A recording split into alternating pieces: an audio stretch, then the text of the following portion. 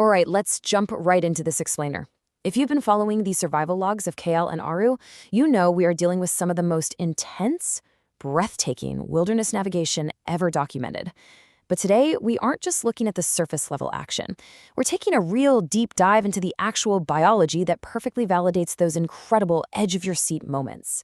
So welcome, everyone. If you're fascinated by the mechanics of survival and love breaking down exactly how nature engineers its ultimate predators, well, you're in the exact right place. We are going to look at the hard data, the genetic blueprints, and the sheer biological reality that powers the evolutionary engine of the Himalayan wolf. Now, this brings us to a massive debate that's been literally taking over the comment section for weeks. You watch the main series and you see Aru doing the absolute impossible. I mean, he's effortlessly sprinting up vertical sandstone walls, he's leaping across these massive, deadly chasms, and he's doing all of this explosive physical exertion without even stopping to pant. A lot of viewers are looking at these scenes and saying, okay, come on, this has to be exaggerated. Is Aru's high-altitude stamina just movie magic? And hey, it's a totally fair question when you see an animal seemingly breaking the laws of physics. But as we're about to see, science has a completely different answer. To really understand why this is so mind-blowing, we first have to establish the lethal baseline environment of the series. 14,000. That is the elevation in feet of the mountain ridges where Kael and Aru operate. At 14,000 feet, the air is freezing, it's windswept, and it is incredibly thin. This isn't just a tough environment. Actually, scratch that. It is an actively hostile, life-threatening zone for almost any mammal on Earth. When you grasp what 14,000 feet actually does to a body, you really start to realize the magnitude of what Aru is accomplishing up there. So let's get into Section 1, looking at the threat of hypoxia and just how lethal this environment truly is. Think about the sheer biological contrast here. If you took a standard lowland gray wolf, the kind you'd find running through the forests of North America or Europe, and you just drop them onto a 14,000-foot ridge in the Himalayas, they wouldn't just struggle to keep up. It would be a fatal catastrophe. Their lungs would literally begin to fill with fluid, their hearts would severely enlarge under the immense atmospheric pressure. Honestly, they would suffocate within a matter of days. But then you look at the Himalayan wolf, at Aru, and he remains completely unaffected. He doesn't just survive, he absolutely dominates this terrain. The enemy that would take down that lowland wolf is defined right here, hypoxia. It's this fatal condition where there simply isn't enough oxygen in the ambient air for a normal mammalian heart to successfully pump blood to the muscles, especially during something like a high-speed chase or a really steep climb. It's an invisible killer. And this sets up the ultimate high-altitude paradox, right? How can an animal that looks like a standard wolf perform intense aerobic exercises in an environment where a normal wolf would suffocate simply standing still? That brings us to Section 2, the EPAS1 blueprint, which is an absolute genetic masterpiece. Under the hood, it all comes down to the EPAS1 gene. That stands for endothelial pas domain protein 1. Now, in the world of genetics, this is known as a highly specialized hypoxia-inducible factor. We are talking about a minor trait like fur color here. This is a radical structural alteration deep within Aru's DNA. This specific segment of his genetic code is the sole reason for his unbelievable physical performance. It fundamentally changes how his body interacts with the very air he breathes. The source data frames it beautifully with this quote, calling it a natural biological turbocharger. I really want you to think about that analogy.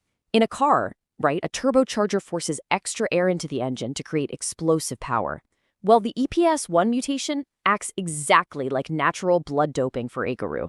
It's an evolutionary cheat code that allows his body to squeeze every single microscopic drop of oxygen out of that thin mountain air and deliver it straight to his muscles right on demand. Let's look at the mechanics of how this turbocharger actually fires up, step by step. Step 1.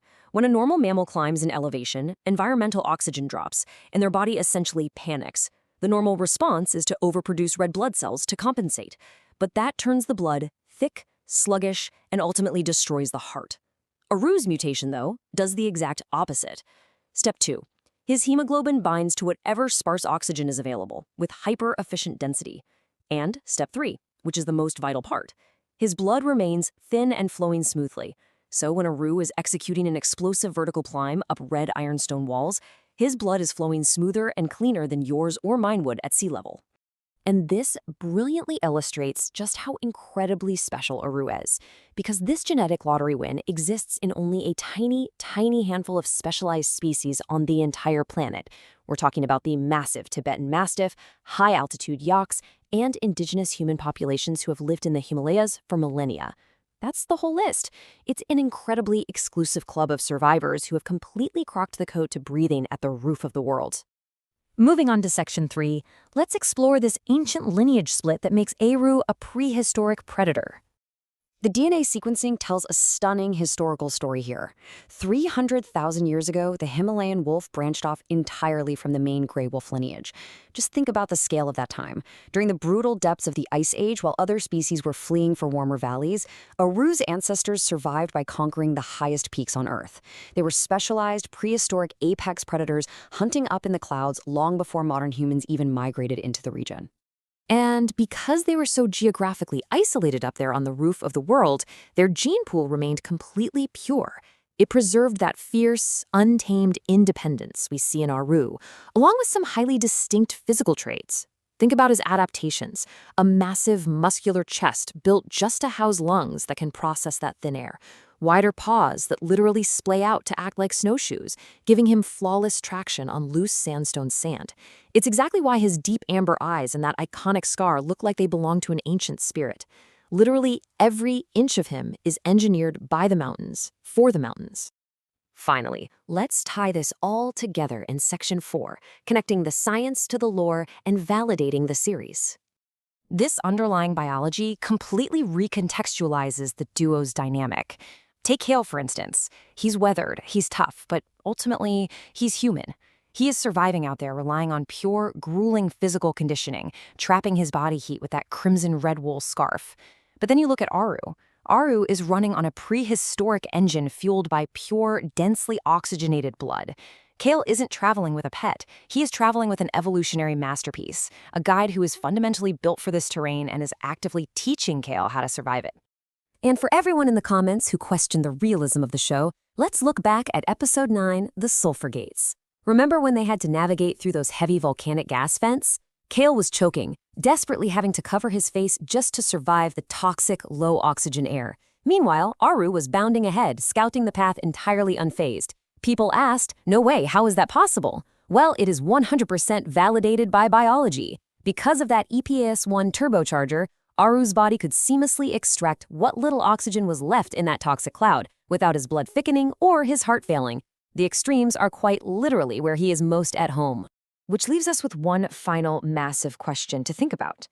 We know Aru's biology is a prehistoric survival engine, but how in the world will that engine hold up in the upcoming Season 4, The Frozen Kingdom? If the high-altitude ridges of the sandstone peaks tested Kael, the sub-zero, oxygen-starved wasteland of the Frozen Kingdom is going to push Aru's incredible lungs to their absolute limits. Will his genetic code be enough to pull him through? I really want to hear your thoughts on this. If this explainer changed how you view Aru and the series, make sure to share it with other focused learners. Thank you so much for joining me on this deep dive, and seriously, get ready, because Season 4 is going to be the ultimate test of nature's perfect design.